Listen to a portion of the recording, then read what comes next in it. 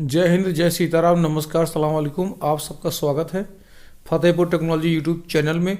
और हम लोग उत्तर प्रदेश डीएलएड प्रथम सेमेस्टर में गणित विषय की क्लास ले रहे हैं। आज हम लोग यूनिट 5 और 6 की एक साथ चर्चा करेंगे, जहां पर अपवर्तक, विभाजक, अपवर्त्य, गुणज, भाज्य तथा अभाज्य, लघुत्तम समवर्तक तथा महत्तम समवर्तक की क्लास लेंगे। अगर आपको ये क्लास पसंद आए तो अपने दोस्तों को शेयर करें। चलिए क्लास स्टार्ट करते हैं। सबसे पहले हम लोग चर्चा करते हैं अभाज्य संख्या की। ये अभाज्य संख्या क्या होती है? वे संख्या जिनमें केवल उस संख्या के अलावा केवल एक से भाग जा सकता है, वे अभाज्य संख्याएं होती हैं। यहाँ पर कुछ एग्जाम्पल दे रखा है। 2, 3, 5, 7, 11, 13 और अन्य संख्याएं भी होती हैं। 2 में केवल 1 का भाग जा सकता है या फिर स्वयं 2 का जा सकता है। 3 में 3 का भाग जाएगा या केवल 1 का भाग जाएगा। 5 1 से कटेगा या फिर 5 से कटेगा। इसी प्रकार 7 1 से कटेगा या फिर 7 से कटेगा। 11 11 से कटेगा, 1 से कटेगा। 13 13 से कटेगा या फिर 1 से कटेगा। इस प्रकार और भी संख्याएं होती हैं। कुछ लोग 9 लिख दिया करते हैं। 9 नहीं होगा, क्योंकि 9 3 से कट जाता है। अब इसके आगे हम लोग चर्चा करते हैं संयुक्त संख्या की।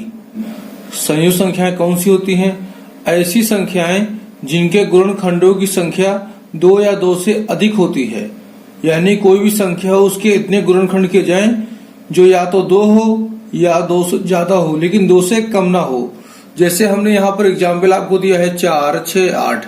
अब 4 है तो इसके गुणनखंड हम कैसे कर सकते हैं?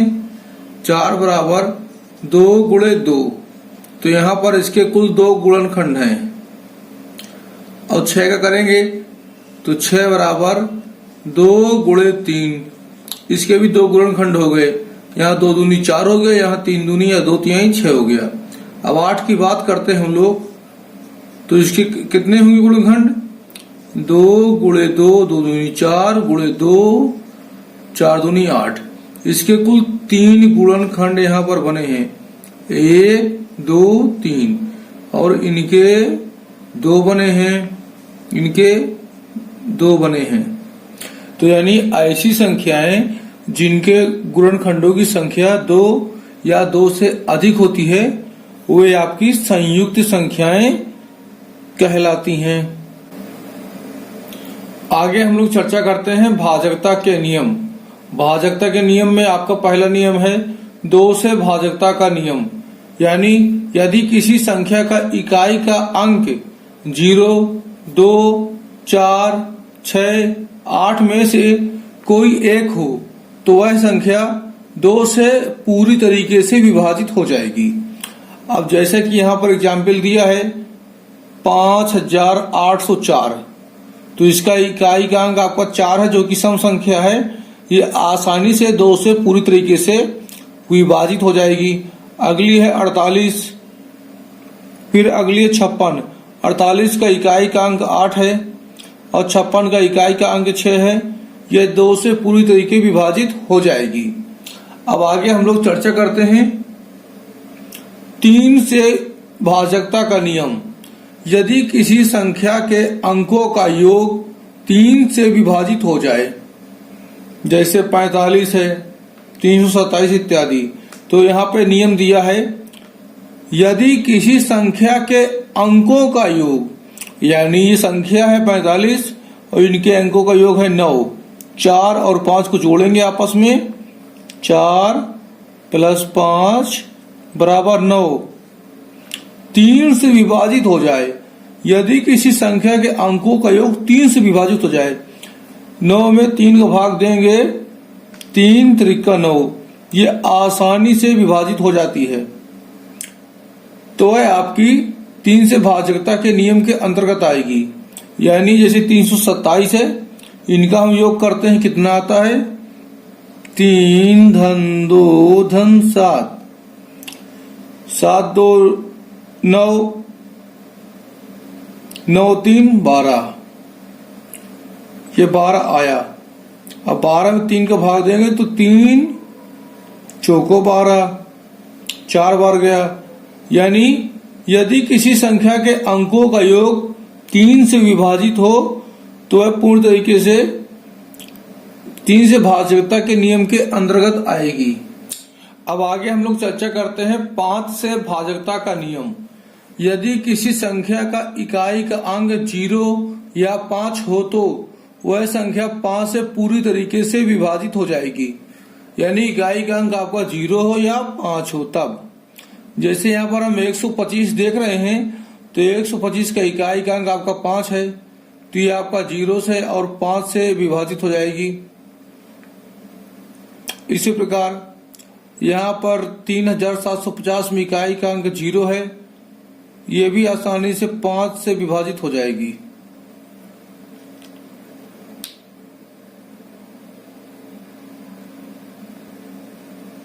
अब आगे हम लोग चर्चा करते हैं 6 से भाजकता का नियम। जो संख्या 2 और 3 से विभाजित होगी वह 6 से पूरी तरीके से विभाजित होगी। जैसे कि 44,070 यह आपका 6 से भी विभाजित होगी, क्योंकि आइए अब देखते हैं 6 से भाजकता का नियम। जो संख्या 2 और 3 से विभाजित होगी वह 6 से भी विभाजित होगी। जैसे 44,070 यह संख्या 6 से भी विभाजित होगी, क्योंकि यह 2 और 3 से पूरी तरीके विभाजित होती है, इसलिए आपके 6 से भी विभाजित होगी। अब आगे हम लोग चर्चा करते हैं 9 से भाजकता का नियम। यदि किसी संख्या के अंकों का योग 9 से विभाजित होगा तो वह संख्या भी 9 से विभाजित होगी। यानी कोई संख्या है, उसके अंकों का टोटल कर लेंगे और अगर 9 से भाग चला जाएगा तो वह विभाजित हो जाएगी। अगला है हमारा 10 से भाजकता का नियम। यदि किसी संख्या का इकाई का अंक 0 होगा तो वह संख्या 10 से विभाजित हो जाएगी। ये थे आपके भाजकता के नियम। अगर आपको वीडियो पसंद आ रहा है तो इसको लाइक करके अपने अन्य दोस्तों को शेयर कर दें। शिव शंकर रावत जी, रविंद्र परमार जी, अजय भारद्वाज जी, अनिल अहिरवार जी, वीडियो को लाइक शेयर करें। और अभी तक आपने टेलीग्राम ग्रुप नहीं ज्वाइन किया तो Fatehpur technology Telegram group join कर दें। अब आगे हम लोग चर्चा करते हैं सर्वसंभव गुणनखंड की। ये क्या होता है? वे संख्याएं जिनका किसी संख्या में पूरा पूरा भाग चला जाता है सर्वसंभव गुणनखंड कहलाते हैं। यानी संख्या यानी बहुत सारे हैं और संख्या यानी कोई एक है, यानी बहुत सारी संख्याओं का किसी एक संख्या में पूरा पूरा भाग चला जाता है तो वह आपका सर्वसंभव गुणनखंड कहलाता है। जैसे यहाँ पे 48 है, 48 का सर्वसंभव गुणनखंड क्या होगा?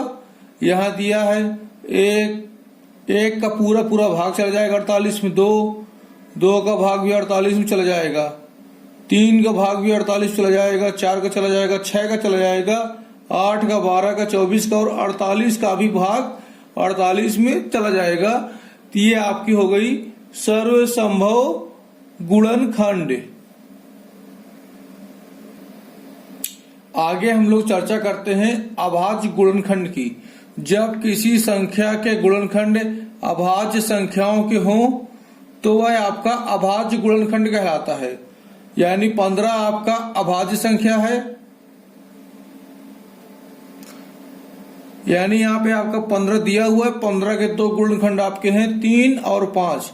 आपका यह 3 भी अभाज्य है और 5 भी अभाज्य है, यानी 3 में किसी का भाग नहीं जाएगा, 5 में भी किसी का भाग नहीं जाएगा। जैसे आपकी परिभाषा में दिया है, जब किसी संख्या के गुणनखंड अभाज्य संख्याओं के हो, यानी कोई एक संख्या है और उसके गुणनखंड अभाज्य संख्याओं के हैं तो ये आपका अभाज्य गुणनखंड कहलाएगा। अगर आपने टेलीग्राम ग्रुप ज्वाइन नहीं किया तो टेलीग्राम ग्रुप ज्वाइन कर लें। टेलीग्राम ग्रुप का नाम है फतेहपुर टेक्नोलॉजी। अब आगे हम लोग चर्चा करते हैं अपवर्तक की। अपवर्तक का मतलब होता है विभाजक।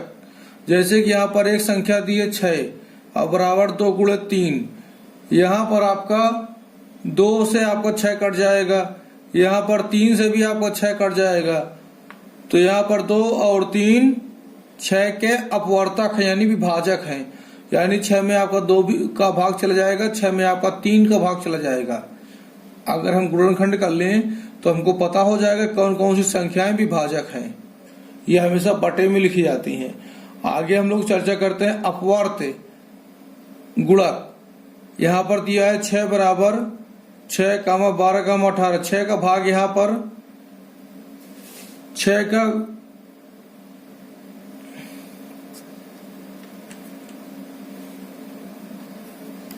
वो उनके क्या हो जाएंगे, विभाजक अर्थात अपवर्तक।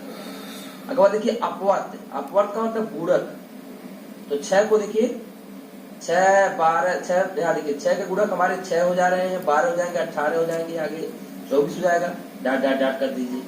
तो ये सब हमारे क्या है, 6 के अपवर्त। अब यहाँ पर देखिए 6 के गुणक आपका 6 हो जाएगा, 12 हो जाएगा, 18 हो जाएगा, डॉट डॉट यानी कुछ भी, जैसे 6 कम 6, 6 दूनी 12, 6 18 और कोई भी संख्या हो सकती है। तो यहाँ पर 6 और 12, 18 यहाँ पे 6 के अपवर्तक है यानी गुणक हैं। ये आपका गुणक कहलाएंगे। किसके गुणक कहलाएंगे, 6 के। आशा करते हैं कि वीडियो आपको पसंद आ रहा होगा। वीडियो पसंद आ रहा हो तो लाइक कर दीजिए। अब आगे के चरण में हम लोग चर्चा करने जा रहे हैं लघुत्तम समापवर्त की, जिसको आप कहते हैं एलसीएम, लासा। 2 या 2 से अधिक संख्याओं का लघुत्तम समापवर्त वह छोटी से छोटी संख्या है जिसमें दी हुई संख्याओं का पूरा पूरा भाग चला जाता है। यहाँ पर एक एग्जाम्पल दिया है, जैसे 2, 4, 8। इनका लघुत्तम समापवर्त 8 आएगा, क्योंकि 8 में आपका 2 का भी भाग चला जाएगा पूरा पूरा, 2 चौको 8, और 4 का भी भाग जाएगा, 4 दूनी 8, और 8 का भी भाग पूरा चला जाएगा, 8 एकम 8। तो आपका 2, 4, 8 का लासा है 8। जैसे कि यहाँ पर दिया है 2 या 2 से अधिक संख्याओं का एलसीएम वह छोटी छोटी संख्या है जिसमें दी हुई संख्याओं का पूरा भाग चला जाए। ये आपका एलसीएम है 8, और ये छोटी छोटी संख्याएं, इनका भाग पूरा चला जाता है। अब यहाँ पर एक सवाल दे रखा है 6, 18, 24 का लासा निकालिए। 6, 18, 24 का हम लोग लासा कैसे निकालेंगे, आइए आपको हम 2 विधि से बताएंगे। सबसे पहले यहाँ पर हम एक लाइन खींच देते हैं, एक पड़ी हुई लैंडस्केप में लाइन खींचेंगे। यहाँ लिखेंगे 6, 18, 24। अब 2 का भाग देंगे, इसमें छोटी छोटी संख्या का भाग देंगे, 2 तिहाई 6, और 2 का भाग 18 में देंगे, 2 9 18, और 2 का भाग 24 में देंगे, 2 12 24। अब आगे फिर से 2 का भाग देंगे, 3 में नहीं जाएगा 2 का भाग, 3 उतार देंगे। 9 में 2 का भाग नहीं जाएगा, 9 उतार देंगे। 12 में जाएगा तो यहाँ 6 बार जाएगा। इसी प्रकार फिर से 2 का भाग देंगे, 3 उतारेंगे, 9 उतारेंगे, 2 तिहाई 6। अब आगे 2 का भाग नहीं जा रहा किसी संख्या में, तो हम 3 का भाग देंगे। 3 एकम 3, 3 त्रिक 9, 3 एकम 3। उसके बाद फिर से 3 का भाग देंगे, 1 1 1। अब इनका हम लासा निकालें, कितना आता है, इनका गुणनखंड करते हैं। कितना आएगा, 2 गुणे 2 गुणे 2 गुणे 3 गुणे 3, 2 दूनी 4, 4 दूनी 8, 8 24, 24 3 72। तो इनका लासा आपका आ जाएगा 72। आप लोग देख सकते हैं, ये तो इसकी आपकी पहली विधि हो गई। अब आपको हम दूसरी विधि से लासा निकालना बताते हैं। अब दूसरी विधि में हम निकालेंगे अपवर्त। क्या निकालेंगे, अपवर्त। कैसे, 6 लिखेंगे बराबर 18 बराबर 24 बराबर 6 के अपवर्त क्या क्या होंगे, 6 कम 6, 6 दूनी 12, 6 ती 18, 6 चौको 24, 6 पंचे 30, 6 छंग 36, 6 सत्ते 42, 6 अठे 48, 6 9 49, 6 दाम 60, 6 11 बार पहाड़ पढ़ेंगे आएगा 66, और 12 बार पहाड़ पढ़ेंगे तो 72 आएगा। और आगे आप लिख सकते हैं इसी प्रकार 18 निकाल लेंगे। 18 एकम 18, 18 दूनी 36, 18 तिया 54, 18 चौको 72, 18 पंचे 90। आप जितना चाहे निकाल सकते हैं। 24 का निकालेंगे। 24 से कम 24, 24 दूनी 48, 24 तिया 72, 24 चौको 96। इस तरह आप जितना चाहे उतना निकाल सकते हैं। अब हम देखेंगे पहली कौन सी संख्या है जो तीनों में कॉमन है। तो यहाँ पर देखते हैं 72 यहाँ पर ऊपर भी आया है, 18 के सामने भी 72 आया है, 24 के सामने भी 72 आया है। तो 72 इकलौती पहली संख्या है जो तीनों में आ रही है और यही आपका लासा हो जाएगा। यही आपका एलसीएम है 72। ये आपकी अपवर्त विधि से निकाला गया है, दूसरी विधि से लासा निकाला गया है। आगे के क्रम में हम लोग चर्चा करते हैं महत्तम समापवर्त की। ये महत्तम समापवर्त क्या है, ये मासा क्या है? वह बड़ी से बड़ी संख्या जो दी गई संख्याओं को पूरी तरीके से बांट दें, यानी पूर्णतः विभाजित कर दें, वो आपकी मासा कहलाती हैं। जैसे यहाँ 3 और 9 का मासा आपका 3 है। 3 ये बड़ी बड़ी संख्या है जो आपको 3 को भी काट देगी और 9 को भी बराबर काट देगी, इसलिए यहाँ 3 और 9 का मासा आपका 3 आ गया है। आगे क्रम में हमने यहाँ पर एक सवाल आपको दिया हुआ है, उसको आपको सॉल्व करना है। सवाल है आपका 42, 49 और 63 का मासा ज्ञात करें। तो आपको हम यहाँ पर बताते हैं कैसे ज्ञात करेंगे। आप यहाँ पर भाग देंगे, पहले 42 का भाग देंगे छोटी संख्या का, या फिर पहली संख्या का भाग आप दूसरी संख्या में देंगे। 42 का भाग देते हैं 49 में और ऐसे भाग देंगे कि 49 ज्यादा ना, तो 42 से कम 42 होता है और 42 दूनी करेंगे तो भैया आपका आएगा 84, जो कि ज्यादा होते हैं 49 से। तो 42 से कम 42 और यहाँ पर आपका शेषफल बचेगा 7। अब 7 को क्या करेंगे, दोबारा 42 में भाग देंगे, दोबारा 42 में भाग देंगे, 7 छंग आपका 42 आएगा। तो आपका 7 से आपका पूरी तरीके से 42 कट गया। अब इसी 7 का अब तीसरी संख्या में भाग देंगे। 7 का भाग दिया 63 में, तो 7 9 63, तो ये भी बराबर कट जाएगा। तो आपका यहाँ पर मासा क्या आएगा, यहाँ पर आपका मासा आएगा 7। तो 7 ही आपका सही आंसर है। यहाँ पर आपका 42 से 49 बढ़ा था, इसलिए हमने 42 का भाग आपका 49 में दिया था। अब दूसरी विधि से आपको बताते हैं कैसे मासा निकालना है। तो सबसे पहले इनको सामने लिख दीजिए। 42 बराबर 49 बराबर और ये आपका 63 बराबर, इनके इतने गुणनखंड करने हैं जितने हो सकते हैं छोटी छोटी संख्या में। तो 42 का गुणनखंड आपका 2 है, कामा 3 है, फिर 6 है, 7 है, 14 है, 21 है, 42 है। उसी प्रकार 49 कर देंगे, 7 49 और 63 का करेंगे हम, 3 आएगा, 7 आएगा, 9 आएगा, 21 आएगा, 63 आएगा। अब हमको यहाँ पे ये देखना है वह कौन सी संख्या है जो तीनों में आती है, वह कौन सी संख्या जो तीनों में आती है।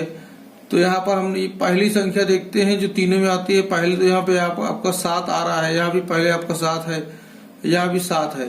7 इकलौती पहली संख्या जो तीनों में आ रही है, इस वजह से आपका मासा होगा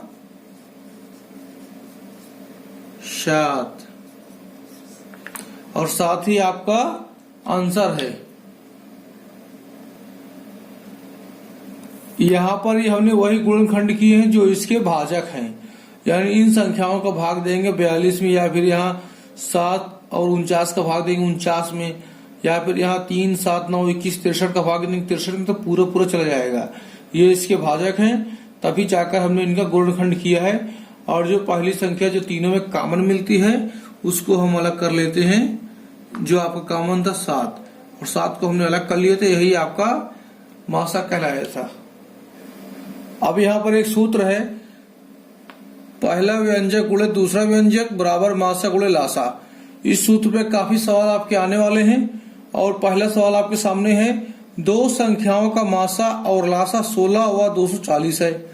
यदि इनमें से एक संख्या 48 है तो दूसरी संख्या ज्ञात कीजिए। जैसे आपका सूत्र में है, पहला व्यंजक गुणे दूसरा व्यंजक बराबर मासा गुणे लासा। इसी प्रकार देखिए हम क्या करते हैं, यहाँ पर हमें क्या ज्ञात करना है, आपकी दूसरी संख्या ज्ञात करनी है। चूंकि यहाँ पे मासा और लासा दे रखा है, हमें दूसरी संख्या ज्ञात करनी, तो हम यहाँ पे लिखते हैं दूसरी संख्या का फार्मूला, वही फार्मूला है, दाएं बाएं कर देंगे। मासा गुणे लासा, पहली संख्या ज्ञात है, जैसे आपका यहाँ दिया भी है, इनमें से एक संख्या 48 है, तो पहली संख्या जो आपके गुणे में था इसको नीचे भेज देंगे, बटे में आ जाएगा पहली संख्या। तो दूसरी संख्या हमें ज्ञात करनी है, तो यहां दूसरी संख्या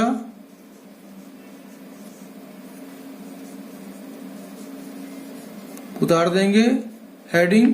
अब मासा गुणे लासा कितना था, 16 गुणे 240, और पहली संख्या यानी इनमें से एक संख्या 48 है। अब 48 से आप काट दीजिए 240।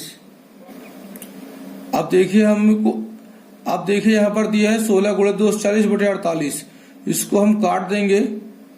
किससे काटेंगे, हम काटते हैं 12 से। 12 एकम 12, 12 दूनी 24, 12 तीन 36, 12 चौको 48, 4। अब 12 दूनी 24, 2 तो ऊपर आ गया 20, नीचे आ गया 4।